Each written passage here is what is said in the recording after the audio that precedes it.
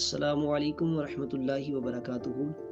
ہم اپنے معزز دوستوں کو ہمارے چینل سٹوری ود آصر میں خوش آمدید کہتے ہیں۔ ہمارے چینل کو سبسکرائب کریں، لائک کریں، شیئر کریں، کمنٹس کرنا مت بھولیں اور بیل آئیکن کو لازمی دبائیں تاکہ آپ کو ہماری آنے والی ہر ایک نئی ویڈیو سب سے پہلے مل سکے۔ جزاک اللہ خیرہ۔ ایک بار حضرت سیدنا موسیٰ علی نبینا و علیہ الصلوۃ والسلام جنگل میں ذکر الہی کرتے ہوئے جا رہے تھے کہ انہیں خیال ہوا کہ اس جنگل میں شاید میرے سوا کوئی اور اللہ کا ذکر نہ کرتا ہوگا۔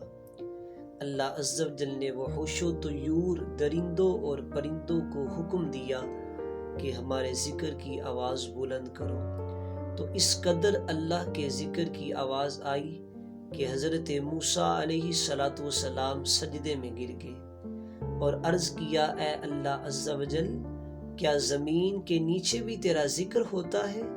حکم ہوا، اضرب بعصاک الارض، اپنا عصا زمین پر مارو۔ جب انہوں نے عصا مارا تو زمین شک ہوئی اور پانی جوش مارتا ہوا نظر آنے لگا۔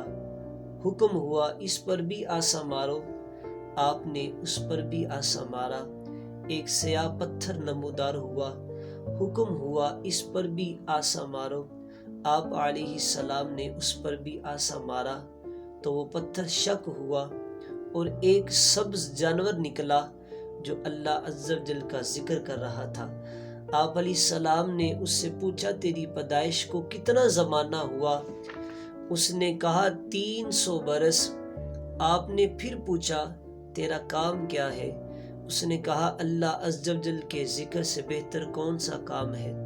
اے موسیٰ علیہ السلام، مجھے دن میں 2 بار پانی دیا جاتا ہے، مگر میں اس خوف سے نہیں پیتا ہوں کہ کہیں ایسا نہ ہو کہ میں پانی منہ میں ڈالوں اور موت کا فرشتہ آ جائے۔